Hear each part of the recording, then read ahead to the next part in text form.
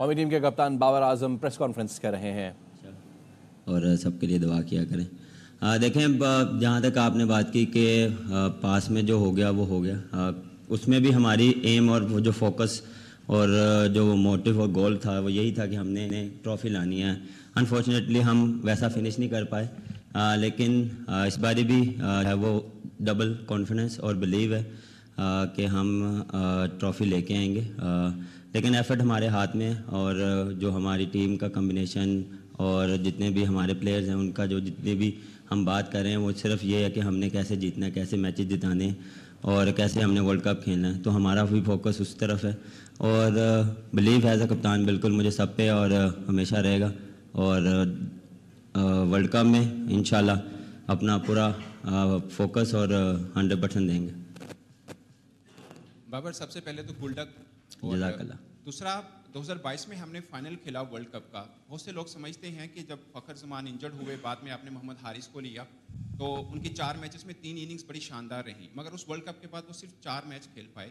अब वो टीम का हिस्सा नहीं है। बहुत से लोग समझते हैं कि शायद उनके साथ ज़्यादती है। आप चूँकि सिलेक्टर भी हैं, कप्तान भी हैं, आपको उनके बारे में आपकी क्या राय है? इसी तरह ही आमिर जमान ने बड़ी अच्छी इनिंग खेली सिडनी के अंदर, और पाकिस्तान टीम वाहिद टीम है बड़ी टीमों में जिनके पास एक भी फास्ट बॉलर ऑलराउंडर नहीं है।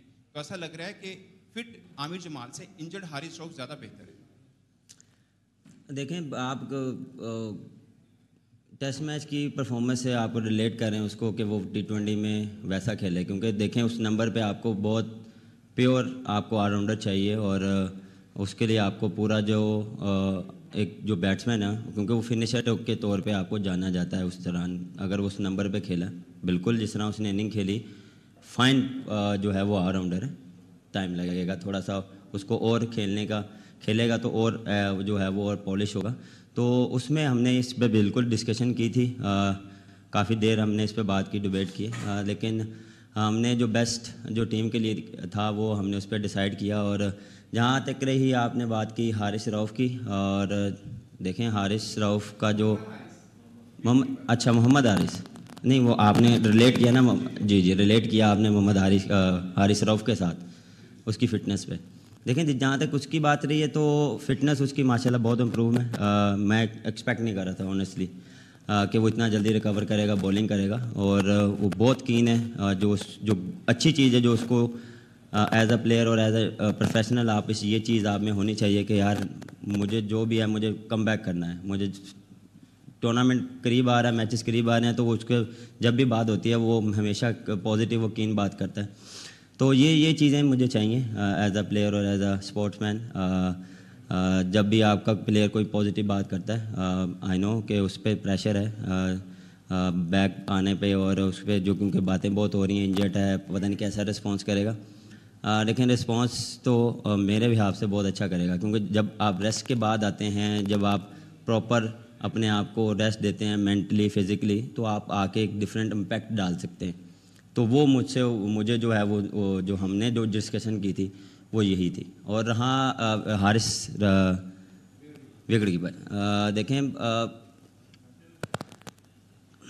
देखें उस दौरान जब थे वर्ल्ड कप के बाद जो अपॉर्चुनिटी बिल्कुल उसको वैसी नहीं मिली, लेकिन नंबर जो था उसका वो जो टॉप ऑर्डर का था।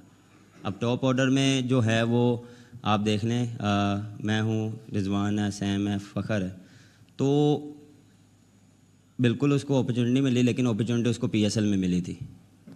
PSL में उसको अपॉर्चुनिटी मिली जिस तरह उसको एग्जीक्यूट करना चाहिए था, अनफॉर्चुनेटली उससे नहीं हुआ। ये नहीं कि वो बुरा प्लेयर है, टाइम आता है ऐसा, हर बंदे पे आता है, हमारे पे भी आता है, लेकिन फिर हमने उस पर डिस्कशन की कि क्या हम उसको कहाँ खिलाएंगे, क्योंकि अगर वो खेलेगा भी या उसको टीम में भी रखते तो वो लोअर मिडल ऑर्डर पे खेलता। तो ये डिस्कशन, क्योंकि हम बहुत जल्दी उस पर ना कंपैरिजन और वो करते हैं कि यार इसको ये नहीं हुआ तो क्यों नहीं हुआ, तो आप ज़रा थोड़ा सा ये भी देखें कि वो किस नंबर पे खेलता है। तो वो थोड़ी चीज़ें हम डिस्कशन करते हैं कि यार उस नंबर पे या किस नंबर पे हमें ज़रूरत है, हमें पाकिस्तान की टीम को ज़रूरत है, तो वो डिस्कशन होती है। जो बेस्ट पॉसिबल होता है वो हम उसके साथ जाते हैं। बाबर, कल मोहसिन नकवी साहब ने मुलाकात की आप लोगों के साथ, तो किस हद तक मोटिवेशन मिलेगी? उन्होंने वर्ल्ड कप के लिए $1 लाख पर प्लेयर भी अनाउंस किया। एक तो ये बता दीजिए कि दूसरे नंबर पे आप जो मौजूदा टीम है उसमें आप किस प्लेयर को की प्लेयर समझते हैं कि वो बिल्कुल कलीदी किरदार अदा करेगा? देखें जिस तरह चेयरमैन साहब आके इंगेज हो रहे हैं टीम के साथ और मोटिवेशन दे रहे हैं, और वो सिर्फ वो मोटिवेशन दे रहे हैं और सिर्फ ये कह रहे हैं कि अपना 100% दो, और रिज़ल्ट देखें हमारे हाथ में नहीं है। जब आप अपना 100% देंगे, अपनी एफर्ट डालेंगे एज अ टीम, तो रिज़ल्ट ऑटोमेटिकली आपके फेवर में आएगा। तो वो ये सिर्फ ये चीज़ चाह रहे हैं, वो हमेशा हमें कॉन्फिडेंस और बूस्टअप कर रहे हैं, और उन्होंने बिल्कुल जिस तरह आपने बात की है, बड़ी चीज़ें अनाउंस की, आपको एक चीज़ पता लगी है फिर। देखें की प्ले मेरे लिए सारे हैं। हेलो 1 2 3। हाँ जी सेट।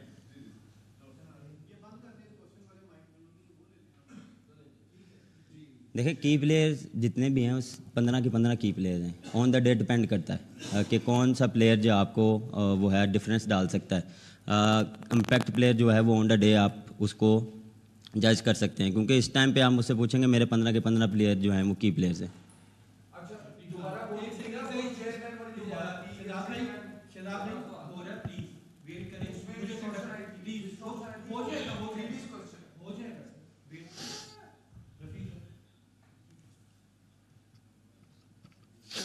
बाबर साहब क्या हाल है आपके? अल्लाह का शुक्र, आप बताएं। अच्छा, बात यह है कि इस वक्त तो मौका नहीं है कि आपसे तनकीदी बात की जाए, लेकिन कुछ जो तनकीदी लोग हैं उनके जहनों में सवाल आते हैं।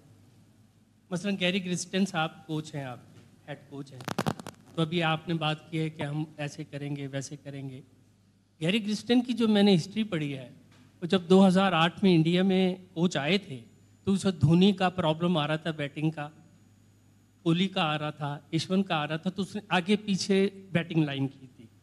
अगर कहीं वो आपसे गैर मकबूल बातें आपसे करते हैं, मनवाना चाहते हैं या कहते हैं कि भाई आप ऐसे कर लें, आप ओपनिंग पे चले जाएं, आप नीचे आ जाएं, साइम को रिजवान के साथ खिला लें, तो क्या आप इस बात को समझते हैं कि आप ऑन कर लेंगे इसको? और दूसरा ही बता दीजिएगा, ये मत कीजिएगा प्लीज़। देखें ये मेरा मानना ये है कि ये पर्सनल गेम नहीं हो रही। जो टीम के लिए बेस्ट होगा उस पर हम बैठ के बात करेंगे और उस पर हम लब्बैक करेंगे। ये नहीं है कि ये मेरा या उसका या सैम का, रिजवान का, सदाब का, ये चीज़ नहीं है। जो टीम के लिए बेस्ट होगा, जो टीम के लिए बेस्ट बैटिंग लाइनअप होगी, जो टीम के लिए बेस्ट बॉलिंग लाइनअप होगी, उसके साथ जाएंगे। क्योंकि ये जब आपने ये चीज़ें ऐसे वर्ल्ड कप जीतनी होती हैं तो ये यहाँ पे इंडिविजुअल जो है वो चीज़ें आपको एक साइड पे रखनी पड़ती हैं, और जब भी आपको ऐसी चीज़ें आती हैं तो आपको टीम गोल फर्स्ट रखना पड़ता है। और टीम की जो रिक्वायरमेंट, कोच की रिक्वायरमेंट, हमारी गैरी से इंडिविजुअल बात भी हो रही है, हमारी एज अ टीम भी बात हुई है, काफ़ी वो कीन है और एक्सपीरियंस बहुत है उसका। जिस तरह आपने बात की, आपने इस आपके सवाल में से मैं निकाल रहा हूँ कि उसका एक्सपीरियंस बहुत है, तो वो इतना जो मेरी उससे डिस्कशन हुई है उतना उसको पता है कि हम क्या, हमारी क्या लाइनअप है और हम किस तरह खेल रहे हैं। अगर कह रहे हैं तो जो टीम के लिए बेस्ट होगा वो पॉसिबल होगा इंशाल्लाह। और सबसे पहले गुड लक वर्ल्ड कप के लिए और 7 मैचेस के लिए।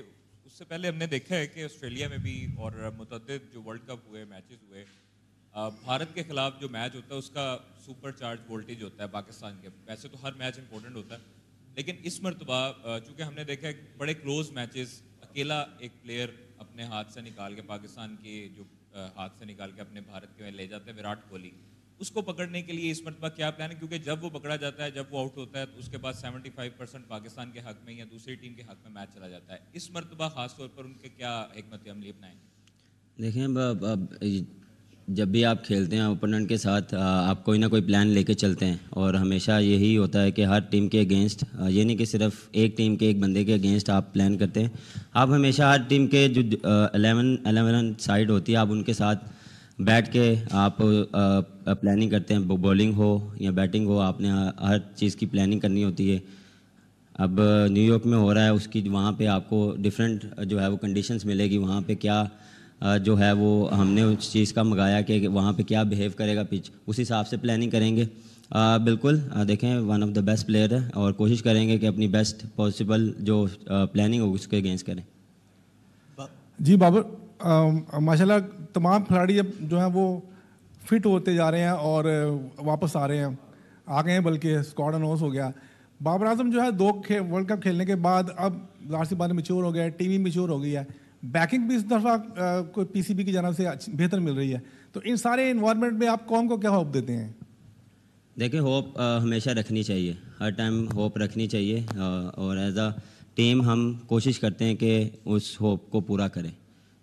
उस जो भी फैंस की जो ख्वाहिश है उसको हम कोशिश करते हैं कि मैच जिता के अच्छी परफॉर्मेंस दे के उनकी चेहरों पे खुशियां लाने की कोशिश करते हैं, क्योंकि ये एक चीज़ है जो सबको, पूरी कौम को एक पेज पे लाती है क्रिकेट। तो हम कोशिश करते हैं कि ये हमारे बैक ऑफ द माइंड होता है कि यार सारी दुनिया, पाकिस्तान स्पेशली हमारे फैंस लोग जब भी मैच होते हैं तो वो आके सब एक पेज पे होते हैं, दुआ करते हैं कि यार जीत जाए। हमारी भी रिस्पॉन्सिबिलिटी होती है कि हम अपना 100% दें, और इंशाल्लाह होप जो है वो हमारी तरफ से ये है कि पॉजिटिव रखें, दुआ करें कि इंशाल्लाह हम जीतें और अपनी जो एफर्ट है वो पूरी करेंगे। बाबर, गुड लक आयरलैंड और इंग्लैंड की सीरीज़ के लिए और उसके बाद वर्ल्ड कप के लिए भी। तो आप क्या स्ट्रैटेजी अपनाएंगे वर्ल्ड कप के लिए भी और ये जो अब सीरीज़ आ रही है इसके लिए, क्योंकि लास्ट जो हमने सीरीज़ देखी है उसके अंदर रोटेशन पॉलिसी, बेंच स्ट्रेंथ को आप लोगों ने यूज़ किया है, क्या आप इस सीरीज़ में भी बेंच स्ट्रेंथ को यूज़ करके अपनी एक बेस्ट 11 बनाएंगे वर्ल्ड कप के लिए? देखें रोटेशन के लिए अब मेरे ख्याल से टाइम कम है, क्योंकि वर्ल्ड कप सर पे, और अभी जितने मैचेस भी होंगे उसमें हम कोशिश करेंगे कि जिस टीम के साथ हमने खेलना है वर्ल्ड कप के लिए उनको प्रॉपर अपॉर्चुनिटी मिले, कॉम्बिनेशन जो भी हमारी बॉलिंग की कॉम्बिनेशन है वो हम सॉर्ट आउट करेंगे और कर लिया ऑलमोस्ट, और उसी को हम लेके चलेंगे। अभी जितने भी मैचेस हैं हम वो है जो हमारी बेस्ट स्ट्रेंथ होगी उसके साथ जाएंगे। बाबर भाई, हम 2 साल से देख रहे थे, ज़्यादा अरसे से भी जमान खान और वसीम जूनियर टीम का हिस्सा थे, तो अभी हारिस रऊफ़ के साथ दोबारा जो हसन अली को टीम में शामिल किया गया है, तो क्या आप समझते हैं कि डेथ ओवर्स में जमान खान और वसीम जूनियर से ज़्यादा बेहतर है हसन अली? देखें, ये मैं भी काफ़ी देर से सुन रहा हूँ कि उसको क्यों लाया।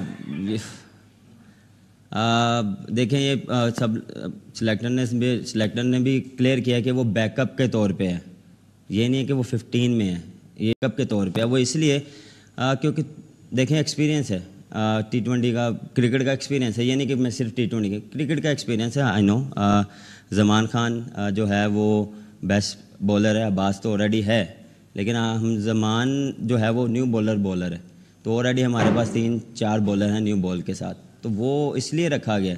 और ये नहीं है कि किसी के कहने पे या किसी के एक बंदे के कहने पे हैं, 7 बंदे हैं, 4 सिलेक्टर्स हैं, सब ने अपना अपना ओपिनियन दी है, सब ने अपनी राय दी है, और उस राय के बाद, डिस्कशन के बाद डिसाइड हुआ है। बाबर, सबसे पहले तो बेस्ट ऑफ लक आपको वर्ल्ड कप के लिए। बॉलिंग की बात करूंगा मैं कि कम्बिनेशन आपके पास काफ़ी ज़्यादा ऑप्शंस आ गई हैं आमिर के आने के बाद। अब इस तरह लग रहा है कि आपके लिए प्लेइंग 11 बनाना थोड़ा मुश्किल हो जाएगा, क्योंकि नसीम भी हैं, हारिस भी हैं, फिर शाहीन भी हैं, तो किस तरह से आप बॉलिंग लाइनअप को प्लेइंग 11 में शामिल करेंगे? क्योंकि आमिर का अगर हम बात करें तो उसका एक्सपीरियंस है, उसने चैम्पियंस ट्रॉफी जितवाई हुई है पाकिस्तान को, तो इंडिया के ख़िलाफ़ जो मैच है उसके लिए सब जानना चाहते हैं कि किस तरह से पाकिस्तान कम्बिनेशन अपना लेके जाएगा, क्योंकि हारिस रऊफ़ की फॉर्म अभी उस तरह नहीं है। सर, मैं आपको भी 1 महीना पहले तो नहीं बता सकता मैं किस कॉम्बिनेशन के साथ जाऊंगा।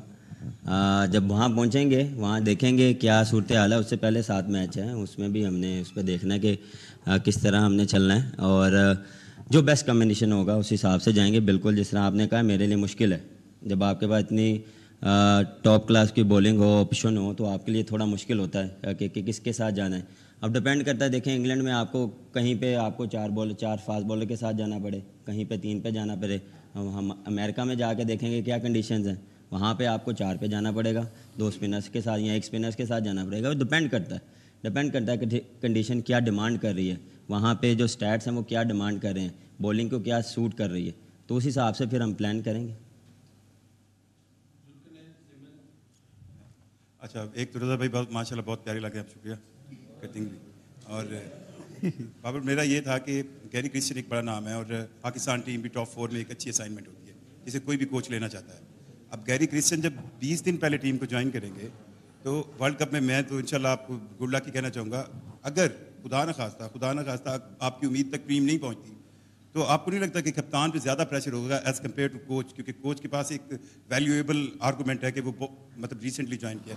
क्या ये असाइनमेंट कोच की वर्ल्ड T20 से पहले ठीक फैसला है या इसके बाद उन्हें ज़्यादा अच्छा होता है? सर ये चीज़ जो है हमें समझनी चाहिए कि उससे पहले वो ऑलरेडी वो अपनी जॉब एक कर रहा था, उसके बाद जो है जो अगर पीसीबी ने ऑफ़र किए तो फिर उसने एक्सेप्ट की है। जितनी भी हमारी बात हुई है बहुत कीन है और वो उसका जितनी भी कोशिश होगी कि जितना जैसे फिनिश हो वो टीम को ज्वाइन करे, लेकिन इन टच बहुत है। रोज़ की जो है वो रिपोर्ट उसके पास जाती है, हम क्या कर रहे हैं, किस तरह कर रहे हैं, जो उसकी प्लानिंग है वो हमारे साथ शेयर हो रही है, डिस्कशन हो रही है कोचेज़ के साथ, हमारी प्लानिंग बताई जा रही है। नेट की ऑलमोस्ट हम बताते हैं कि वो यार इस तरह आज प्लान किया है, ऐसे कर रहा है, ये बैट्समैन ये कर रहा है, आज बॉलिंग ऐसे हो रही है। तो ये ऑलरेडी जो है कम्युनिकेशन हो रही है। मेन चीज़ होती है कम्युनिकेशन। हाँ, इन पर्सन बिल्कुल जितना जल्दी वो टीम को ज्वाइन करेगा उतना हमारे लिए अच्छा है और टीम के लिए अच्छा है, लेकिन उसका एक्सपीरियंस बहुत है। ही नोज़ कि कितनी जल्दी टीम के साथ जेल होना है। और ऑलमोस्ट देखें प्लेयर्स भी जितने प्रोफेशनल हैं उनको पता है कि कितना जल्दी हम इनके साथ होंगे, क्योंकि पिछले 2 साल से जितने हमने एडजस्ट किया है, ये आप सबको पता है कि जितनी चेंजेस आई हैं, तो हमें पता है कि कितना जल्दी एडजस्टमेंट होना। और ये क्रिकेट में भी है, देखें अब जितनी फास्ट क्रिकेट हो गई है, देखें आप टेस्ट मैच खेलते हैं 2 दिन 3 दिन बाद आपको वनडे खेलना पड़ता है, T20 खेलना पड़ता है, तो आप एडजस्टमेंट करते हैं ना। तो ये लाइफ में भी ऐसा है, आप किसी के साथ एडजस्टमेंट करते हैं, आप अपने साथ वालों के साथ एडजस्टमेंट करते हैं, अच्छा भी नहीं लग रहा लेकिन एडजस्टमेंट करते हैं। बाबर और दूसरा सॉरी आपके वो जो दूसरा सवाल था, प्रेशर देखें, प्रेशर ऑलवेज रहता है। प्रेशर ये नहीं है कि आप ये रिस्पॉन्सिबिलिटी ऐसी है कि आपको इस चीज़ का प्रेशर रहता है, लेकिन अल्हम्दुलिल्लाह जैसी मेरी टीम है, जैसे लोग हैं, जैसे आप प्यारे प्यारे लोग हैं, तो आप सपोर्ट करते हैं, प्रेशर नहीं होगा इंशाल्लाह। बाबर, जैसे आपने बोला कि एडजस्ट करना पड़ता है, अब परफेक्ट चीज़ें हैं, आप कप्तानी वापस मिल गई, आपके पास कम्बिनेशन बहुत अच्छा है, लेकिन हम पाकिस्तानियों का, फैंस का अब ये माइंड बनता जा रहा है कि जी 200 रन्स बनाना ही मैच जीतने की मर्ज की दवा है। आपको लगता है कि ये बात दुरुस्त है? आप लोग सुनते हैं ये सारी बातें? देखें, जितनी फास्ट क्रिकेट हो गई आप बिल्कुल सुनते हैं, हम हर बंदे से सुनते हैं, आप सबके से चैनलों से सुनते हैं, सब लगे होते हैं इस तरह खेलना चाहिए और इस तरह। देखें, मेरा मानना ये कि डिपेंड करता है। देखें, चीज़ों को आपको एज अ क्रिकेटर आपको चीज़ों को देखना पड़ता है, कंडीशन क्या डिमांड करती है। हर ग्राउंड का एक डिफरेंट पैटर्न है, जो डिफरेंट खेलने का पिच का बिहेवियर डिफरेंट है। अब मैं यहाँ पे बात करूँ, पिंडी में PSL में 200 हो रहे, 200 प्लस हो रहे थे, लेकिन इस बार ही जब हम सीरीज़ खेल रहे हैं वो डिफरेंट बिहेव कर रहा था।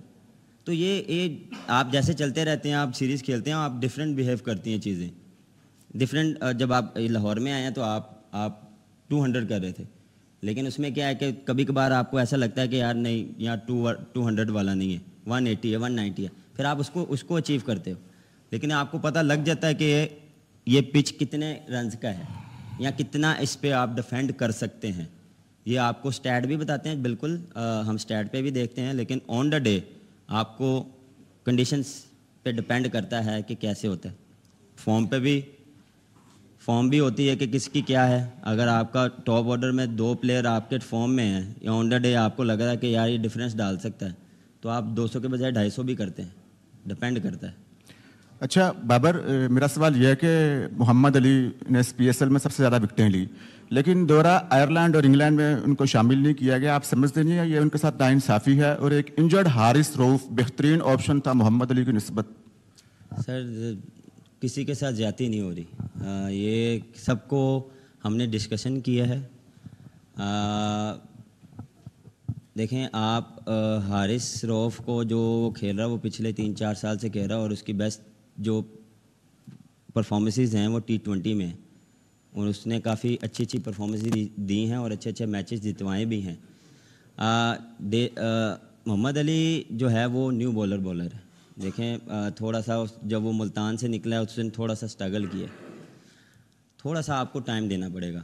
हर प्लेयर को देखें, आप बनाते हैं ना, तो कभी कभार आपको उसको थोड़ा टाइम देना पड़ता है, थोड़ा सा उसको एक्सपीरियंस देना पड़ता है। आप ये नहीं है कि 1 या 2 परफॉर्मेंस, हाँ आई नो ये हम करते हैं कभी कभार, वो डिपेंड करता है कि वो किस तरह का टैलेंट है। जब आपको लगता है वो आउटस्टैंडिंग टैलेंट है तो आप उसको टीम में लेते हैं। अदरवाइज़ जब आपको लगता है कि यार इसको थोड़ा सा टाइम चाहिए, ये इसको थोड़ा सा काम करना पड़ेगा, तो उस पर भी डिस्कशन होती है। देखें, ये इस पर मेरा या कोच का नहीं डिसीजन, इसमें 7 सेलेक्टर्स हैं, ये उनकी भी डोमेन है, उनको भी हर बंदे का अपना पॉइंट ऑफ व्यू है, उसको लेके चलना पड़ता है। मैं अपनी ओपिनियन दे दूंगा कि ठीक है जी मैं करूंगा, बाकी 7 अगर एग्री नहीं करेंगे तो वो फिर उस चीज़ की आपको बैक करनी पड़ेगी। ये नहीं कि मैं कहूँगा जी मैं डिसएग्री करूँ या मैं उनको कन्विंस करूँ कि नहीं यार ये, मैं उनको लॉजिक दूँ। अगर वो मुझे आगे आगे से लॉजिक देंगे तो ये ऐसे चीज़ें चल रही हैं, क्योंकि अब डिफरेंट चीज़ें हैं। तो हमने उस पर डिस्कशन की। देखें, हर प्लेयर पे हमने बहुत डिबेट की है, हर बंदे ने डिस्कशन की है। फिर मैं वही कह रहा हूँ, किसी के साथ ज़्यादती नहीं हो रही, सब हमारे प्लान्स में हैं, तो हम उनका नाम एक दूसरे के साथ शेयर कर रहे हैं, टीम में ले रहे हैं, आप भी ले रहे हैं, क्योंकि आपको लग रहा है कि वो उसके साथ ज़्यादती हो रही है, लेकिन वो हमारे बैक ऑफ द माइंड और उसको उन पर डिस्कशन होती है। बाबर भाई, मॉडर्न डे क्रिकेट के हवाले से मेरा सवाल है, इसमें पावर प्ले की बहुत ज़्यादा अहमियत कंसिडर की जाती है, लेकिन हालिया दिनों में हमने देखा कि न्यूजीलैंड सीरीज़ में भी और वैसे भी सर्वे के मुताबिक जो हमारी नेशनल टीम है वो पहले पावर प्ले में जो 6 में उसमें जो एवरेज स्कोर होता है उससे बिलो है। तो तरबियती कैंप में इसके ऊपर भी कोई फोकस और काम और इसके ऊपर कोई हुआ है काम? सर, जितना मुझे पता है कि हम मोस्टली जो है वो पावर प्ले 50+ होता है। हम कह सकता हूँ कि 2-3 ऐसे मैचेस होंगे जिसमें हम 30 या 45 के दरमियान होंगे, लेकिन ऑलमोस्ट जितने भी मैचेस हुए हम 50+ हुए हैं। अब आप उसमें कह रहे हैं कि 100 कर जाएं, वो एक डिफरेंट, वो एक डिपेंड करता है उस पर फॉर्म पे। लेकिन आप थोड़ा सा ये भी देखें कि जो मेरी और रिजवान की एक डिफरेंट खेलने का एक तरीका है। हमने 70 भी किए, उनमें हमने 60 भी किया, उसमें हमने उस चीज़ में हमने 200 भी चेज़ किए। जब सैम आया, सैम एक डिफरेंट प्लेयर है, वो इम्पैक्ट डाल सकता है। वो जब खड़ा होता है आपको लगता है कि यार ये 5 में 80 भी कर जाएगा। उसमें मुझे भी लगता है कि यार ये मुझे जो पहले 5 ओवर हैं या 6 ओवर हैं उसमें डिफरेंस डाल सकता है। डिफरेंट है हर चीज़, हर प्लेयर के साथ डिफरेंट है। लेकिन ये नहीं हुआ कि हमने हाँ 1-2 मैचेस में होगा, वो डिपेंड करता है कि आप गलती हो सकती है। अब ये नहीं है कि हम हर मैचेस में 60+ करेंगे या 50+ करेंगे। आपको वहाँ पे अगर 2 विकेटें गिर गई हैं तो हमने क्या है, थोड़ा सा सेंसिबल भी तो खेलना है। हम थोड़ा सा उसको थोड़ा सा बिल्ड करेंगे, उसके बाद अपना प्लान जो है वो एग्जीक्यूट करेंगे। तो ये एक सारी एक ये है ना थिंकिंग की बात है और प्लानिंग की बात है, और जो ऑन द डे जो खेल रहा होता है वो डिपेंड करता है। हमारा भी होता है कि हम मॉडर्न डे क्रिकेट में कर रहे हैं और हम उस पर काम भी कर रहे हैं और हमने करके भी दिखाया। ये नहीं कि नहीं किया, हमने किया है, लेकिन आपको मेरे ख्याल से नहीं नज़र आया कि हमने कम किया। इंशाल्लाह नेक्स्ट टाइम में कोशिश करेंगे कि स्कोर बेहतर करेंगे। उसकी प्रैक्टिस भी कर रहे हैं। आपने देखी है कि हम जो है वो पावर प्ले के जो शॉट्स हैं, स्पिनर्स पे हम ओपन में प्रैक्टिस कर रहे हैं, फास्ट बॉलर पे हम जो है वो पावर हिटिंग कर रहे हैं, तो इम्प्रूवमेंट आएगी। देखें, सीखने का अमल कभी ख़त्म नहीं होता। मैं नहीं ये कह रहा कि हम ठीक हैं, गलतियाँ होती हैं, लेकिन हम कोशिश करते हैं कि हर डे बाय डे इस चीज़ को सीखें। देखें, आप 70 करते हैं, आप अगले दिन आते हैं तो वो चीज़ नहीं होती, तो इसका मतलब हम ख़राब तो नहीं है, गलती हो जाती है।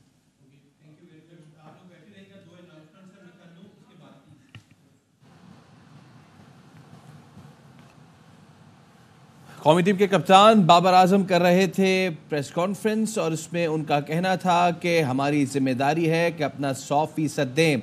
उन्होंने कहा कि उम्मीद हमेशा अच्छी रखनी चाहिए, मस्बत उम्मीद रखे, दुआ करें कि इंशाल्लाह हम जीते। टीम में रोटेशन के लिए वक्त कम है और वर्ल्ड कप सर पर है। बाबर आजम ने मजीद कहा कि गेम प्लान वर्ल्ड कप में न्यूयॉर्क की पिच देखकर बनाएंगे। कोशिश होगी इंग्लैंड और आयरलैंड के खिलाफ वर्ल्ड कप स्क्वाड में मैदान में उतारें। साथ ही उनका यह भी कहना था कि हम बहुत पॉजिटिव हैं, कौम से भी दुआ की अपील है। बुलेटिन में खबरों के सिलसिले को आगे बढ़ाते हैं। पाकिस्तान और सऊदी अरब के दरमियान सरमायाकारी फोरम की इस्लामाबाद में इफ्तिताही तकरीब हुई। सऊदी अरब के 50 रुकनी कारोबारी वफ्द की शिरकत। पाकिस्तान में 10 से 15 अरब डॉलर की सरमायाकारी की राह हमवार होने के इम्कानात रोशन। नायब वजीर सरमायाकारी इब्राहिम अल मुबारक की क़यादत में आने वाले सऊदी वफ्द में ज़राअत, टेलीकम्युनिकेशन और तामीरात समेत दीगर कंपनियों के सरबराहान शामिल हैं। सऊदी वफ्द से रेकोडिक मंसूबे पर मुज़ाकरात जारी रखने, विंड और सोलर मंसूबों में सरमायाकारी के मौक़ों पर गौर किया जाएगा। और इसके साथ ही वफाकी वज़ीर ख़जाना मोहम्मद औरंगज़ेब ने भी कहा कि हुकूमत का काम बिजनेस करना नहीं, निजी सेक्टर को आगे और वज़रा को पीछे बिठाना चाहिए। इस्लामाबाद में पाक सऊदी सरमायाकारी फोरम की इफ्तिताही तकरीब से खिताब में वज़ीर ख़जाना ने कहा कि बेहतरीन पॉलिसियों की वजह से पाकिस्तान में मौशी इस्तेहकाम आ रहा है। Currency has been stable over the last 10 months. Inflation, which peaked at 38%, is now down to roughly 17%. Stock market, therefore, has reacted positively. We see institutional investors coming back to Pakistan. It's our agriculture GDP, which is growing at 5%. The current account deficit side had surpluses. During this fiscal year, our current account deficit is going to be less than $1 billion. Our foreign exchange reserves have, alhamdulillah, recovered to almost over $9 billion. We have requested the IMF. We want to go into a larger and a longer program with the fund. And they have acceded to that request. Ultimately talking about the 24th IMF program that we are getting into. Only way we'll ensure that this is the last program if we have a clear roadmap in terms of road to market. We genuinely believe that private sector has to lead the country. Private sector को आगे बैठना चाहिए और ministers और bureaucrats को हमें पीछे बैठना चाहिए। सऊदी अरब के नायब वजीर सरमायाकारी इब्राहिम बिन यूसुफ अल मुबारक कहते हैं कि पाकिस्तान को सरमायाकारी के लिए इंतहाई मौजू मुल्क समझते हैं। पाक सऊदी सरमायाकारी फोरम से खिताब में उनका कहना था कि सऊदी सरमायाकार पाकिस्तान में मुख्तलिफ शोबों में सरमायाकारी में दिलचस्पी रखते हैं। दोनों मुल्कों के दरमियान निजी शोबे में शराकत दार को बुलंदियों तक ले जाना चाहते हैं। Pakistan is a major strategic partner. Saudi Arabia is also delighted to be home to more than 2 million Pakistanis. Hardly you can find any Saudi who hasn't seen a Pakistani doctor or were taught by a Pakistani professor. Many of the Pakistanis in Saudi Arabia have contributed significantly to our Vision 2030. To the Saudi government and Saudi companies, Pakistan is considered a high priority economic investment and business opportunity. We would like to see Pakistan as one of our leading international partners.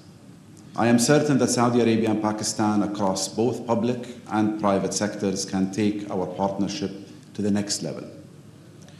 This is my second visit in just 2 weeks. Us being here today shows the urgency and the action that we're taking to address those themes. मुल्क से नाउमीदी ख़त्म करके माशी तरक्की की जानिब बढ़ना चाहते हैं। वज़ीर पेट्रोलियम मुसद्दिक़ मलिक ने इस्लामाबाद में दीगर वज़रा के साथ मुश्तरका न्यूज़ कॉन्फ्रेंस में कहा, आज जहाज़ भरकर सऊदी बिजनेसमैन पाकिस्तान आ चुके हैं।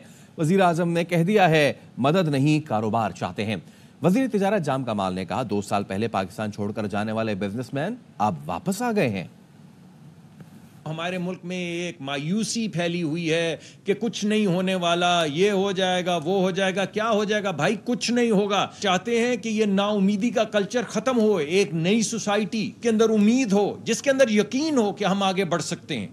ये हमारे बच्चे जो हैं, ये सऊदी कंपनियों के साथ मिलके छोटे छोटे कारोबार शुरू करेंगे। वज़ीर आज़म ने बिल्कुल वहां पे वाज़े शक्ल में कहा, हम मदद नहीं भाईचारा चाहते हैं। सब 2-3 हफ्ते में हुआ है। आज जहाज भर के कारोबारी लीडर जो हैं वो यहाँ पर आ गए हैं। पाकिस्तान से रेड टेप को खत्म कर देंगे।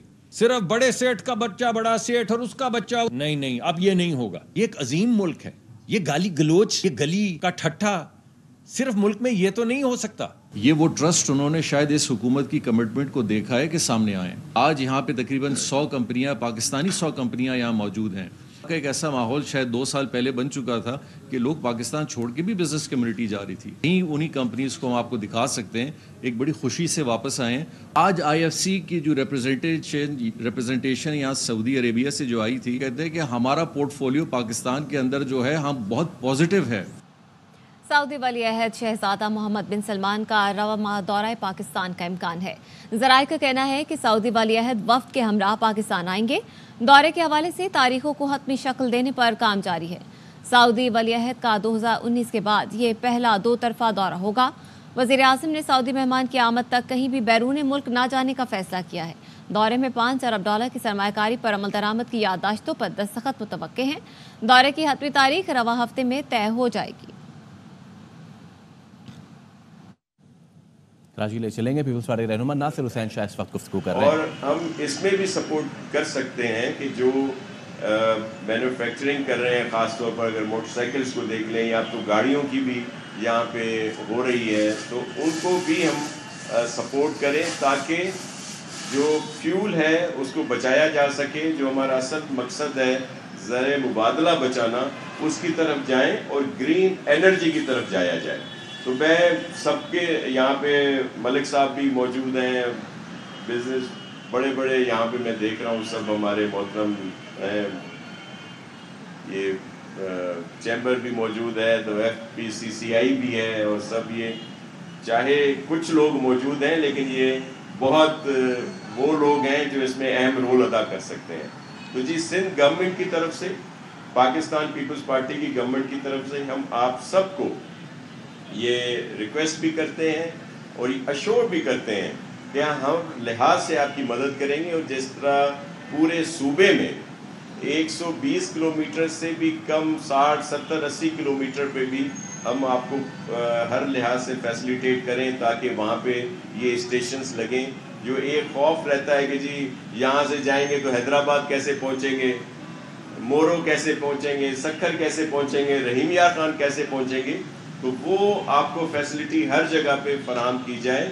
तो इसके लिए सिंध गवर्नमेंट हाजिर है, हम आपको हर लिहाज से फैसिलिटेट करेंगे और ख़ास तौर पर सोलराइजेशन के ज़रिए कि वो हम ग्रिड में दें या कोई और तरीक़ेकार हो जो आपके जहाँ जहाँ इस तरह की यूनिट लगें, कोई भी लगाए, तो वो असल मकसद लोगों को फैसिलिटेट करना है।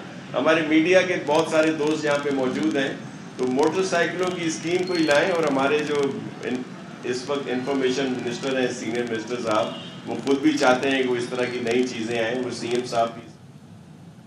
और अहम खबर आपको दें, मखसूस नशिस्तों का केस, सुप्रीम कोर्ट ने पेशावर हाई कोर्ट का फैसला मुअत्तल कर दिया है। मखसूस नशिस्तों के केस के हवाले से अहम खबर कि जहां सुप्रीम कोर्ट ने पेशावर हाई कोर्ट का फैसला मुअत्तल कर दिया है। जस्टिस मंसूर अली शाह ने कहा कि हम केस को समाअत के लिए मंजूर कर रहे हैं। बात करेंगे अपने नुमाइंदे राजा मोहसिन एजाज से। जी राजा मोहसिन, आगाह कीजिए।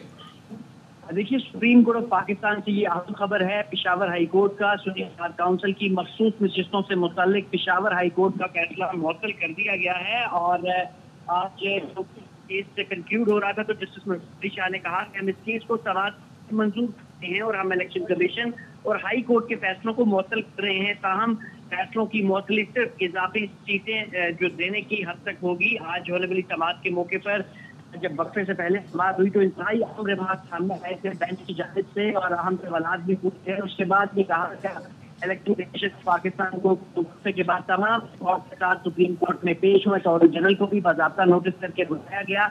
इलेक्शन कमीशन, हुकाम, secretary election commission, attorney general of Pakistan ये वक्फे के बाद सुप्रीम कोर्ट ऑफ पाकिस्तान में पेश हुए और सुप्रीम कोर्ट ऑफ पाकिस्तान ने ये केस की जो समाअत है इसे इब्तिदाई समाअत के लिए मंजूर कर लिया है और पेशावर हाई कोर्ट और इलेक्शन कमीशन ऑफ पाकिस्तान के मखसूस नशिस्तों के अब तक जो फैसले थे उन्हें भी मुअत्तल कर दिया गया है।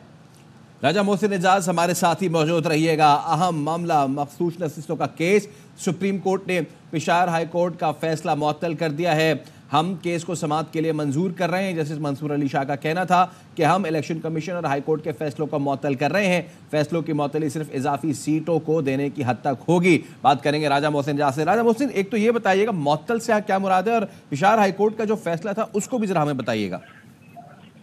देखिए, जस्टिस मंसूर अली शाह की जानिब से जब ये समाअत नशिस्तों की हद तक जो पेशावर हाई कोर्ट का फैसला था उससे मुअत्तल किया गया है। इसी सिलसिले में पहले फैसला इसी से मुतालिक इलेक्शन कमीशन ऑफ पाकिस्तान को दिया था और अभी इस दो फैसलों को जो है वो मुअत्तल किया गया है। जस्टिस मंसूर अली शाह की जानिब से ये कहा गया है कि हम इलेक्शन कमीशन और हाई कोर्ट के फैसलों को मुअत्तल कर रहे हैं। तो हम फैसलों की जो मुअत्तली है वो सिर्फ इजाफी सीटें देने की हद तक होगी। यानी जो नशिस्तें थी ये जो दूसरी जमात को दी इससे मुताबिक जो है ये अब फैसले मुअत्तल किए गए हैं क्योंकि ये अब जब समाअत हुई तो बड़ा वाज़ेह तौर पर बेंच की जानिब से रिमार्क में कहा गया कि आईनी से बड़ा वाज़ेह है कि मुतनासिब नुमाइंदगी होनी चाहिए। अब इलेक्ट से किसी एक जमात की का हक बनता था उन नशिस्तों के, वो किसी दूसरी जमात को किस कानून के तहत वो सीटें दी गई हैं। तो इलेक्शन कमीशन और पेशावर हाईकोर्ट के जो फैसले थे उन्हें मुअत्तल कर दिया गया है। ठीक है, राजा मोहसिन हमारे साथ ही रहिएगा। तो सुप्रीम कोर्ट ने मखसूस नशिस्तें दूसरी जमातों को देने का फैसला मुअत्तल कर दिया है और इलेक्शन कमीशन और पेशावर हाईकोर्ट का यह फैसला मुअत्तल कर दिया है। समाअत हुई, ऐसे में जस्टिस मंसूर अली शाह ने कहा कि हम केस को समाअत के लिए मंजूर कर रहे हैं, हम इलेक्शन कमीशन और हाईकोर्ट के फैसलों को मुअत्तल कर रहे हैं। साथ ही जस्टिस मंसूर अली शाह ने कहा कि फैसलों की मुअत्तली सिर्फ इजाफी सीटों को देने की हद तक होगी। तो सुप्रीम कोर्ट ने मखसूस नशिस्तें दूसरी जमातों को देने का फैसला मुअत्तल कर दिया है। जस्टिस मंसूर अली शाह ने कहा कि फैसलों की ये जो मुअत्तली है ये सिर्फ इजाफी सीटों को देने की हद तक होगी और हम केस की समाअत के लिए मंजूर कर रहे हैं। जस्टिस मंसूर अली शाह ने कहा कि हम इलेक्शन कमीशन और हाई कोर्ट के फैसलों को मुअत्तल कर रहे हैं। सुप्रीम कोर्ट ने मखसूस नशिस्तें दूसरी जमातों को देने का फैसला मुअत्तल कर दिया है। अहम खबर, अहम मामला, सुप्रीम कोर्ट ने मखसूस नशिस्तें दूसरी जमातों को देने का फैसला मुअत्तल कर दिया है। सुप्रीम कोर्ट ने इलेक्शन कमीशन और पेशावर हाई कोर्ट का फैसला मुअत्तल किया और जस्टिस मंसूर अली शाह का इस मौके पर कहना था कि हम केस को समाअत के लिए मंजूर कर रहे हैं, हम इलेक्शन कमीशन और हाई कोर्ट के फैसलों को मुअत्तल कर रहे हैं। साथ ही जस्टिस मंसूर अली शाह ने कहा कि फैसलों की मुअत्तली सिर्फ इजाफी सीटों को देने की हद तक होगी। तो अहम मामला मखसूस नशिस्तों का केस और इस हवाले से जस्टिस मंसूर अली शाह के अहम रिमार्क्स और सुप्रीम कोर्ट ने मखसूस नशिस्तें दूसरी जमातों को देने का फैसला मुअत्तल कर दिया है। सुप्रीम कोर्ट ने इलेक्शन कमीशन और पेशावर हाई कोर्ट का फैसला मुअत्तल कर दिया है। हम केस को समाअत के लिए मंजूर कर रहे हैं। जस्टिस मंसूर अली शाह का यह कहना था कि हम इलेक्शन कमीशन और हाई कोर्ट के फैसलों को मुअत्तल कर रहे हैं। इसी हवाले से बात करेंगे deputy bureau chief Islamabad Azhar Farooq से। अजहर, बताइए कितनी नशिस्तें थी सुन्नी इत्तेहाद काउंसिल के लिए और कितनी दे दी गई थी, जरा पूरा अहाता कीजिए इस चीज का। जी, पेशावर केपी के असेंबली में जो सुन्नी इत्तेहाद काउंसिल की नशिस्तें थी, मखसूस नशिस्तें, वो तमाम नशिस्तें तकसीम कर दी गई थी। जो मुख्तलिफ जमातें हैं बाकी, जिनमें मुस्लिम लीग नवाज है, JUI है और पाकिस्तान पीपल्स पार्टी है, उनमें तकसीम कर दी गई थी। और इस हवाले से अगरचे ये बड़ी दिलचस्प बात है कि इन जमातों के जो मुंतखब अरकान सूबाई असम्बली थे उनकी तादाद कम है और उनको नशिस्तें जो है वो इजाफी दे दी गई थी। चूँकि ये एक बंदर बांट की गई थी, इसी वजह से उनको इजाफी नशिस्तें जो है वो मिली हैं। अगर JUI के 4 MPAs इलेक्ट हुए थे तो उनको 8 नशिस्तें दी गई। इसी तरीके से अगर PMLN के 6 हुए हैं तो उनको 12 नशिस्तें दे दी गई थी। ये फार्मूला एक ऐसा तश्कील दिया गया था ताकि ये बाकी जो जमातें हैं उनको अकोमोडेट किया जा सके, क्योंकि ये तमाम नशिस्तें जो हैं वो सुन्नी इत्तेहाद काउंसिल की थी, क्योंकि ऐवान में सबसे ज़्यादा अक्सरियत जो है वो सुन्नी इत्तेहाद काउंसिल की थी। इसलिए उसको नशिस्तें देने की बजाय बाकी जमातों में तकसीम कर दी गई थी। और ये बाकी जमातों, जैसा कि पहले मैंने कहा है कि इलेक्ट उनके बंदे कम हुए हैं और उनको मखसूस नशिस्तें जो है वो ज़्यादा दे दी गई थी। तो ये एक अजीब व गरीब वहाँ से कैफियत पैदा हो गई थी, जिसकी वजह से वहाँ पर असम्बली के इजलास में जो असल मसला पैदा हुआ था इनके ओट का, वो इसी वजह से हुआ था, क्योंकि सुन्नी इत्तेहाद काउंसिल का ये मुतालबा था कि जो उनकी मखसूस नशिस्तें हैं वो उनको दी जाएं। लेकिन ये तकसीम जो है वो दूसरी जमातों में कर दी गई थी और जिसकी वजह से ये मसला खड़ा हुआ। ठीक है, अजहर हमारे साथ ही मौजूद रहिएगा। और एडवोकेट शहबाज खोसा अब हमें ज्वाइन कर चुके हैं। शहबाज साहब, बहुत शुक्रिया आपका। बताइएगा, अब ये चीज़ सामने आई है, मखसूस नशिस्तें जो है दूसरी जमातों को देने का फैसला सुप्रीम कोर्ट ने मुअत्तल कर दिया सुन्नी इत्तेहाद काउंसिल की, इस पे आप क्या राय रखते हैं सर? जी, बिल्कुल ठीक फैसला है। आइन और कानून के मुताबिक इन्होंने उसको सस्पेंड किया है। हम तो हैरान थे कि इलेक्शन कमीशन जो है कितनी जानिबदारी दिखा रहा है और उसके बाद पेशावर हाई कोर्ट ने भी वही फैसला अपहोल्ड किया। बट इससे अब ये होगा कि जो PTI की सीट्स बाकी जमातों में बांट दी गई थी वो वापस PTI को मिल जाएंगी। तकरीबन 29 सीट्स का डिफरेंस है। ये 9 KPK में सेनेट की और 23 पंजाब असेंबली में MPA की सीट्स जो हैं ये PTI को वापस मिलेंगी। अच्छा शहबाज साहब, ये जो है फैसला ये मुअत्तल हुआ, यानी दूसरों जमातों को ये नहीं दी जाएंगी अभी। अब समाअत आगे ये जो दे दी गई थी, सॉरी मैं आपको करेक्ट कर दूं, ये दे दी गई थी पंजाब में 23 सीट्स PMLN को, इसी तरह नेशनल असेंबली में भी कुछ सीट्स PMLN को दे दी गई थी। ये अब वापस PTI को मिलेंगी और KPK में क्योंकि दी ही नहीं गई थी, वो KPK की सीट्स जो हैं ये PTI के या सुन्नी इत्तेहाद काउंसिल के जो नाम से हैं इनको मिलेंगी।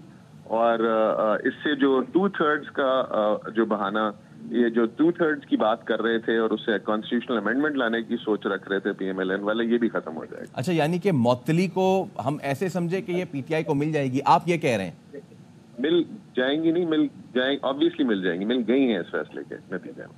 ओके, तो मौतली का ये मतलब नहीं है कि अभी सिर्फ जो दूसरी जमातों को दे दी गई थी उनको कैंसिल आउट करके और फिर इसकी समाअत चले और फिर समाअत में ये फैसला हो, ऐसा नहीं होगा? नहीं, ये ऐसा नहीं होगा। ये क्योंकि इलेक्शन कमीशन ने दे दी थी, वो वापस मिल जाएंगी PTI को ही। अच्छा शहबाज साहब, आप ये ओवरऑल बात कर रहे हैं, KP की भी, पंजाब की भी, सबकी बात कर रहे हैं, या फिर पंजाब का मामला अलग होगा, KP का मामला अलग होगा? सबकी बात कर रहा हूँ, सबकी बात कर रहा हूँ। ठीक है। इससे तकरीबन 23 MPA की सीट्स जो हैं ये पंजाब में वापस मिलेंगी। तकरीबन एक आधा सेनेटर भी, मेरा ख्याल है 1 या 2 आपको पंजाब से मिलेंगे सुन्नी इत्तेहाद काउंसिल को, और 9 सेनेट की सीट्स KP के से इजाफी होंगी जो सुन्नी इत्तेहाद काउंसिल की हैं। तकरीबन 29 सीट्स का डिफरेंस होगा, और MNA भी शायद 1 या 2 MNAs की सीट्स पे भी फर्क पड़ेगा। ठीक है, thank you so much Shahbaz Khosa साहब, हमारे साथ आप मौजूद थे। तो अहम मामला, सुप्रीम कोर्ट ने मखसूस नशिस्तें दूसरी जमातों को देने का फैसला मुअत्तल कर दिया है। इसी पे बात कर लेते हैं। सीनियर का पर्सन काशिफ अब्बासी साहब हमारे साथ मौजूद हैं। काशिफ साहब, ये खबर आपके सामने भी आ गई है, कैसे देखते हैं इसको आप? शहबाज खोसा साहब का तो एक अपना व्यू है, आप इसको कैसे देखते हैं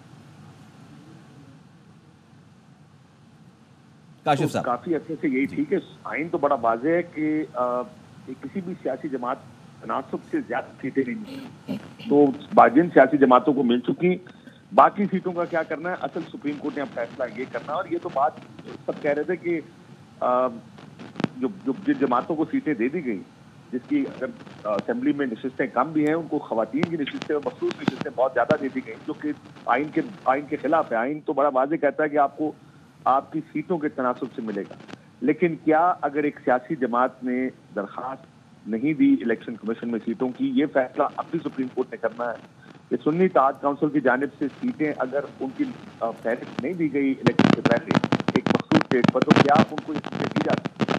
लेकिन अच्छा काशिफ साहब, आपसे दोबारा हम बात करेंगे। तो अहम मामला है, सुप्रीम कोर्ट ने मखसूस नशिस्तें दूसरी जमातों को देने का फैसला मुअत्तल कर दिया है और इलेक्शन कमीशन और पेशावर हाई कोर्ट का ये फैसला मुअत्तल कर दिया है।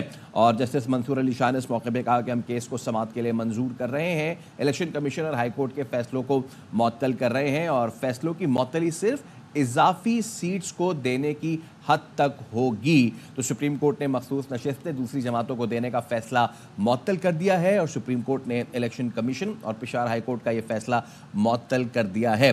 जस्टिस मंसूर अली शाह ने इस मौके पे जो है रिमार्क्स भी दिए। उनका कहना था कि हम केस को समाअत के लिए मंजूर कर रहे हैं, हम इलेक्शन कमीशन और हाई कोर्ट के फैसलों को मुअत्तल कर रहे हैं। साथ ही उनका ये भी कहना था कि फैसलों की मुअत्तली सिर्फ इजाफी सीट्स को देने की हद तक होगी। काशिफ साहब हमारे साथ मौजूद है। काशिफ साहब, आवाज़ ब्रेक हुई थी, प्लीज़ कंटिन्यू कीजिए।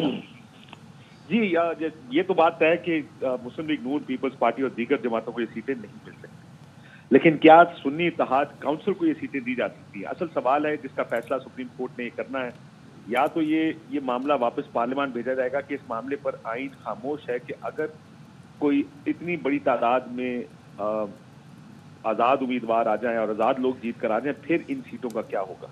क्योंकि जिस बुनियाद पर फैसला किया गया था और ये सीटें सुन्नी इत्तेहाद काउंसिल को नहीं दी गई थी, वो ये थी कि इन्होंने मुकर्ररा तारीख तक कोई फहरिस्त जमा नहीं कराई। अगर एक सीट की भी फहरिस्त मखसूस नशिस्त की दे देते तो बाकी उसमें एडिशंस की जा सकती हैं, लेकिन क्योंकि दी नहीं गई, इस वजह से इस बुनियाद पर यह फैसला किया गया था।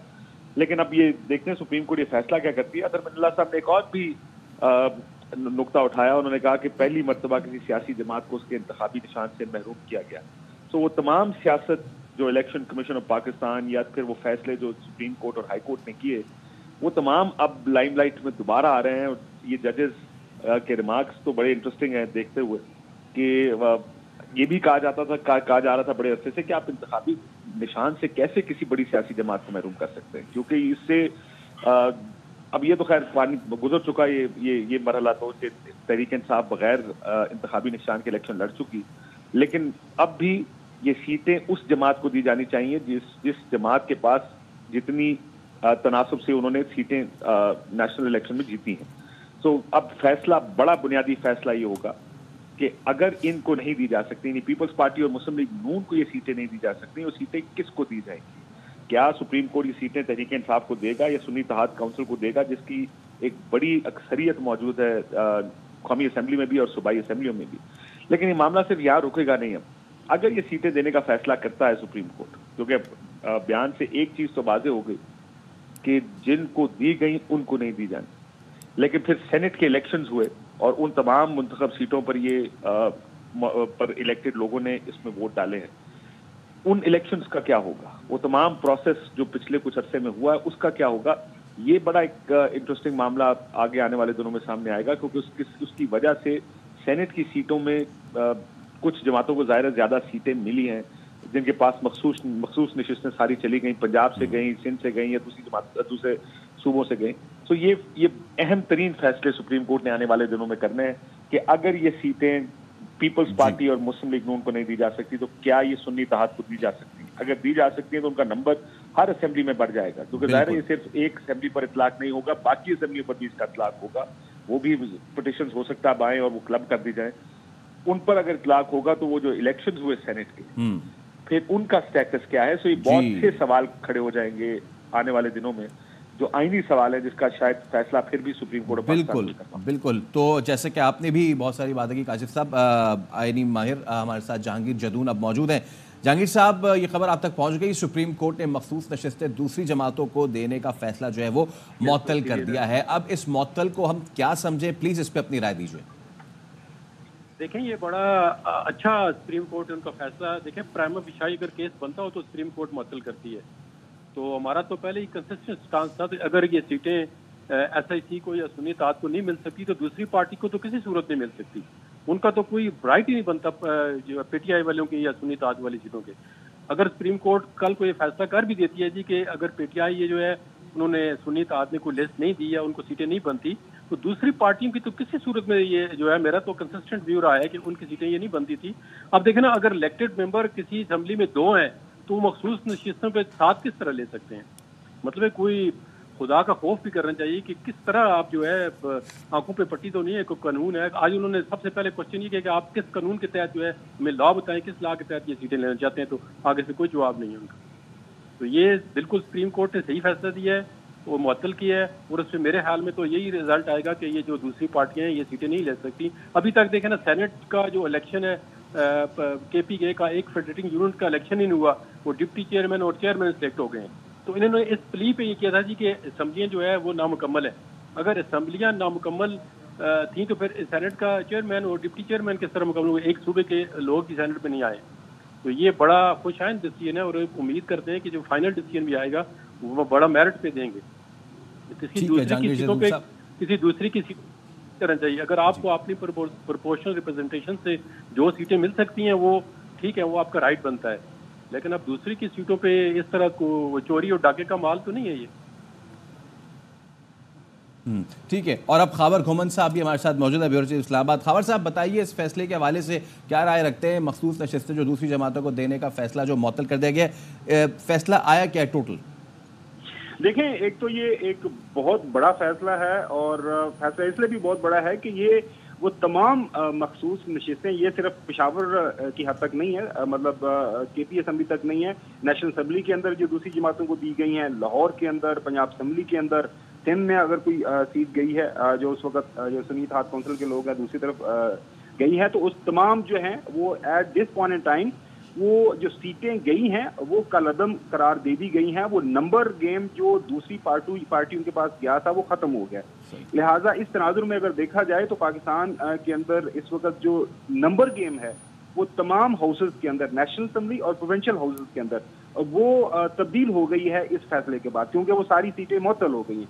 अब अगला इसका जो है ज्यादा असर पड़ना है वो यकीनी तौर पर यही है कि जो आज क्वेश्चन भी वहां पे ये रेज किया गया कि ये दूसरे को तो जा नहीं सकती, क्या ये खाली रहेंगी या फिर एक पॉलिटिकल पार्टी जो कि रजिस्टर्ड है, जो कि इलेक्शन कमीशन के पास रजिस्टर्ड पॉलिटिकल पार्टी है। खावर साहब से आप मजीद बात करेंगे, सुप्रीम कोर्ट लिए चलेंगे, आपको इस वक्त गुफ्तगू वहाँ पे PTI रहनुमा कर रहे हैं। मार्च के ऑर्डर के खिलाफ सुन्नी इत्तेहाद काउंसिल की 2 पिटीशनें पेंडिंग थी और इसमें एक तीसरी पिटीशन हमारी president women wing Pakistan Kanwal Shauzab साहिबा की भी पिटीशन पेंडिंग थी। ये इलेक्शन कमीशन का वो ऑर्डर था जिसमें इलेक्शन कमीशन ने वमेन और नॉन मुस्लिम की रिज़र्व सीटें सुन्नी इत्तेहाद कौंसिल को रिफ्यूज़ कर दी थी और हमारी वो रिज़र्व सीटें जो 11 नॉन मुस्लिम की थी और 67 वमेन की सीट थी, ये टोटल 78 सीट्स दूसरी पार्टी को अलोकेट कर दी थी। इलेक्शन कमीशन के उस ऑर्डर को 1 मार्च के ऑर्डर को 13 मार्च और 14 मार्च को पेशावर हाई कोर्ट के लार्जर बेंच ने अपहोल्ड कर दिया था। इस एंटायर प्रोसेस में हम हमेशा यही कहते रहे कि हमारे साथ गैर आईनी और गैर कानूनी सलूक हुआ है और इलेक्शन कमीशन का ऑर्डर गैर आईनी था और लॉ में सस्टेनेबल नहीं था। हम थ्रू आउट ये कहते रहे कि किसी भी पॉलिटिकल पार्टी को आईन के मुताबिक उसकी जीती हुई सीटों से ज़्यादा सीटें नहीं मिल सकती। हम यही कहते रहे कि ये 80 सीटें जो सुन्नी इत्तेहाद कौंसिल की थी, जो पीटीआई बे कैंडिडेट्स ने सुन्नी इत्तेहाद कौंसिल को ज्वाइन करके जिस पे सुन्नी इत्तेहाद कौंसिल का हक था, ये उनकी थी। लेकिन इलेक्शन कमीशन ने 4 मार्च को ये सारे सीटें दूसरी पार्टी को अलोकेट कर दी थी, वो नेशनल असम्बली में भी और तीनों प्रोविंशियल असम्बली में भी, सिंध, पंजाब और केपीके असम्बलीज़ में। पंजाब, सिंध और नेशनल असम्बली में वमेन और नॉन मुस्लिम ने ओथ उठाया था, जबकि हमारा यही स्टैंड था कि सुप्रीम कोर्ट फैसला करने दे। इसी वजह से केपीके में रिज़र्व सीटों पे वोट नहीं लिया गया था। आज अल्हम्दुलिल्लाह सुप्रीम कोर्ट ने लीव ग्रांट कर दी है। इलेक्शन कमीशन का ऑर्डर 1 मार्च 2024 का और पेशावर हाई कोर्ट के लार्जर बेंच का ऑर्डर 14 मार्च 2024 का सुप्रीम कोर्ट ने सस्पेंड कर दी है। सुप्रीम कोर्ट ने अल्हम्दुलिल्लाह ये भी डायरेक्शन दी है कि ये 78 मेंबरान साहिबान जो सीटों पे पार्लियामान आए हैं या असम्बलियों में जा चुके हैं, वो आइंदा किसी भी कानून साजी में वोट का इस्तेमाल नहीं करेंगे। अल्हम्दुलिल्लाह ये हमारी मौक़िफ़ की तायीद है। हमने पहले मर्तबा पहले दिन जिस वक्त नेशनल असम्बली का इजलास हुआ तो वोट उतारने से पहले हमने ये पॉइंट आउट कर लिया था कि सबसे पहले ये पार्लियामान उन लोगों से कंप्लीट हो जिनका ये हक बनता है। फिर सदर के इलेक्शन के वक्त भी हमने कहा कि ये जो साहिबान आए हैं जिन्होंने ओथ उठाया है रिजर्व सीट पे, लेकिन ये इंट्रूडर्स है इन द पार्लियामेंट, ये इंट्रूडर्स है इन द प्रोविंशियल असम्बलीज, लिहाजा ये वोट नहीं दे सकते जब तक ये फैसला ना हुआ हो। लिहाजा आप सदारती इलेक्शन ना करवाए, इन लोगों को वोट का हिस्सा ना दें। आज सुप्रीम कोर्ट ने फाइनली अल्हम्दुलिल्लाह ये फैसला कर लिया कि जो ये 78 सीटों पे आए हुए मेंबरान हैं, चाहे वो प्रोविंशियल असम्बली में चाहे वो नेशनल असम्बली में, वो किसी वोट देने का किसी तरह हकदार नहीं है। अल्हम्दुलिल्लाह इसके साथ जो आप सुनते चले आ रहे थे कि हुकूमत आईन में तरमीम करने जा रही थी, वो अपनी 2/3 मेजॉरिटी इन सीटों के बिना पे दिखा रही थी। अल्हम्दुलिल्लाह उसका सदेबाब हो गया। अब इंशाअल्लाह ताला हुकूमत नाकाम होगी और वो 2/3 मेजॉरिटी से महरूम है। इस केस की फर्दर हेयरिंग इंशाअल्लाह 3 जून को होगी।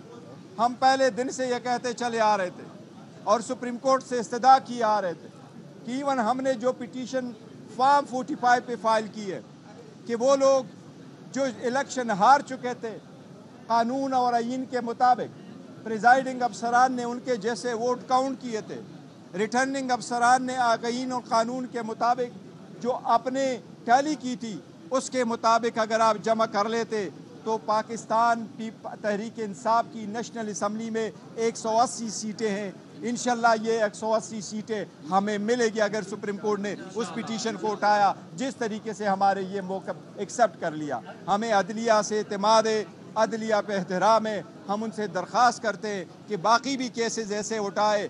आवाम की बुनियादी हकूक़ का तहफ़्फ़ुज़ करना सुप्रीम कोर्ट की ज़िम्मेदारी है। इसी तरीके से जो खान साहब के केसेस पेंडिंग है जो हम सुप्रीम कोर्ट से मुसलसल इस्तदा किए आ रहे हैं कि इनको भी आप उठा लें और कानून और आइन के मुताबिक इस पे फैसले करें। हमें उम्मीद है इंशाअल्लाह ताला सुप्रीम कोर्ट अब इस पे इंशाअल्लाह ताला जल्द से जल्द फैसला करेगी। एक अगर इलेक्शन कमीशन अपील में चला गया तो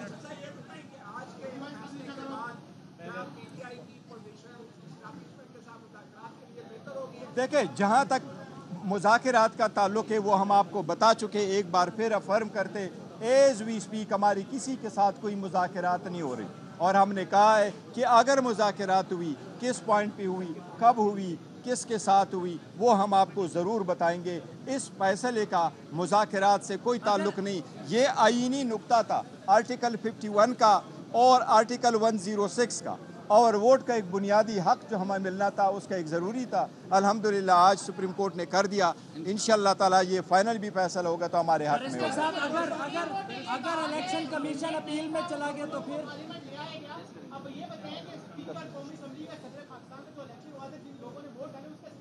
देखे, वो बिल्कुल सारे स्टेटस है, लेकिन सुप्रीम कोर्ट ने अभी जो पर्शन दिया वो प्रोस्पेक्टिवली के लिए किया कि आइंदा ये वोट नहीं दे सकते, वो पुराने वाले वो नहीं खोले, लिहाजा वो बाद में देखा जाएगा। लेकिन एज वी स्पीक फ्यूचर में ये लोग वोट नहीं कर सकते, किसी भी किस्म की कानून साजी में वोट का इनके पास कोई राइट नहीं है, कोई जो भी हो इसका। जहाँ तक आप अपील कह रहे हैं, अपील इस मैटर में अपील नहीं होती। ये पहला हमारी पिटीशन है, ये एक मरतबा सुनी जाए, इसमें अगर रिव्यू फाइल करते वो अलग बात होगी, लेकिन इंशाल्लाह ताला इसमें अभी जो लीव ग्रांट हुई वो पॉइंट होंगे।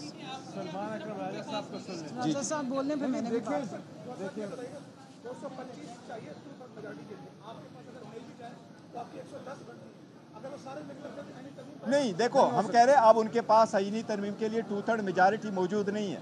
अगर पहले वो हमारी सीटें ले लेते तो उनके पास अदरवाइज आ जाती। अभी हमारे पास ये सीटें आनी है, या फॉर द टाइम बिंग वो लोग अपने वोट कास्ट करने से रुक गए, लिहाजा उनके पास वो राइट नहीं रहा। जी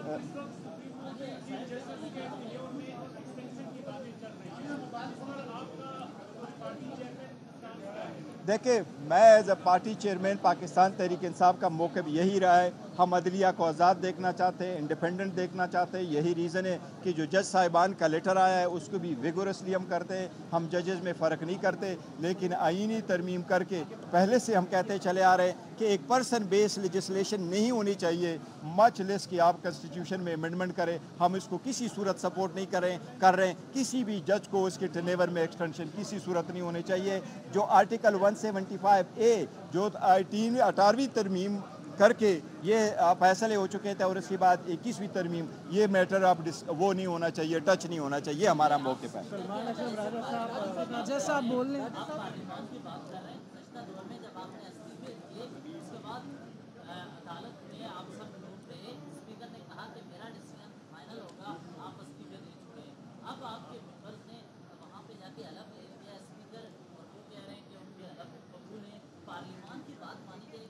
नहीं, देखे, स्पीकर ओथ की बात नहीं है ना। उस वक्त जो हमने कहा था तो हम स्पीकर को एक राइट होता है, वो देख लेता है, डिसाइड करता है कि उसने अगर अपनी मर्ज़ी से रिज़ाइन किया है तो वो इसको एक्सेप्ट करता है। ओथ उन्होंने लिया है, जो MNA साहिबान ने ओथ लिया है, लेकिन जिस ऑर्डर के बिना पे उन्होंने लिया है वो इलेक्शन कमीशन का ऑर्डर 1 मार्च का है। इसलिए 1 मार्च का order to this extent suspend हुआ कि वो अब आइंदा पार्लियामान में वोट में हिस्सा नहीं देंगे। सलमान राजा साहब अगर कुछ कहना चाहते हैं।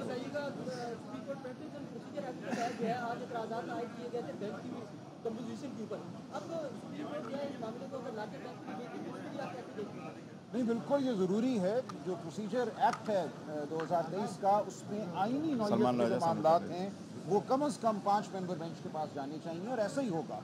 आज सिर्फ लीव ग्रांट हुई है और एक अबूरी हुक्म हुआ है। ये 3 मेंबर बेंच कर सकता था, लेकिन हतमी फैसला जो है इस मामले का वो 5 मेंबर या उससे बड़ा बेंच ही करेगा, जो 3 जून से हेयरिंग शुरू करेंगे।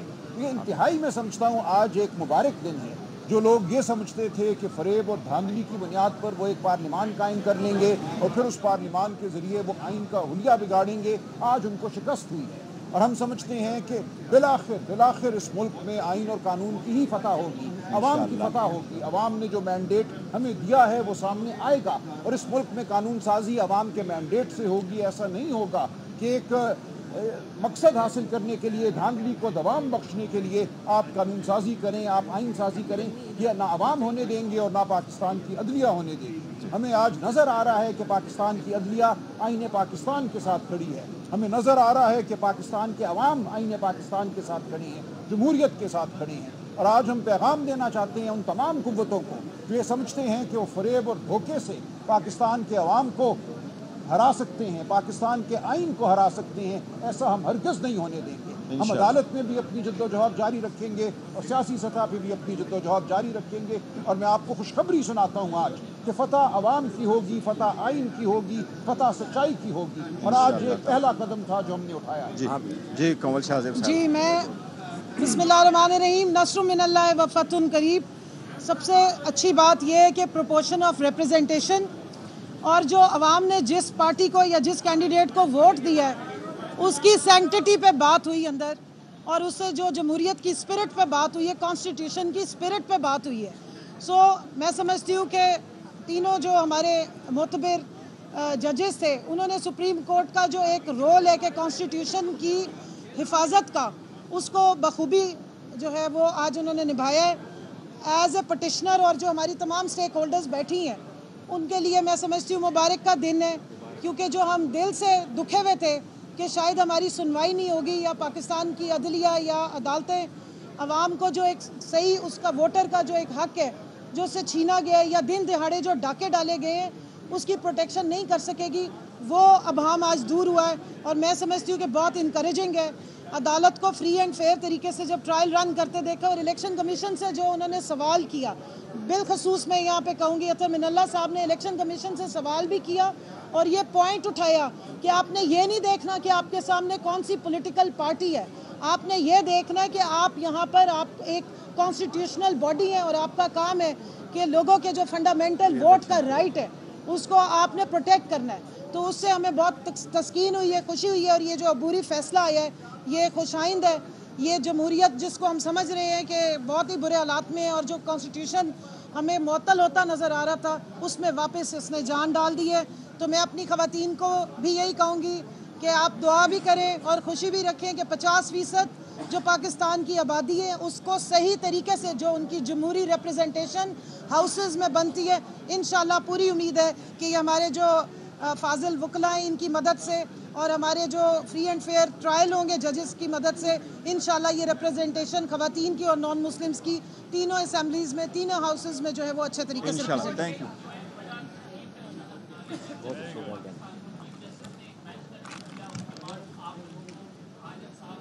कमेटी ने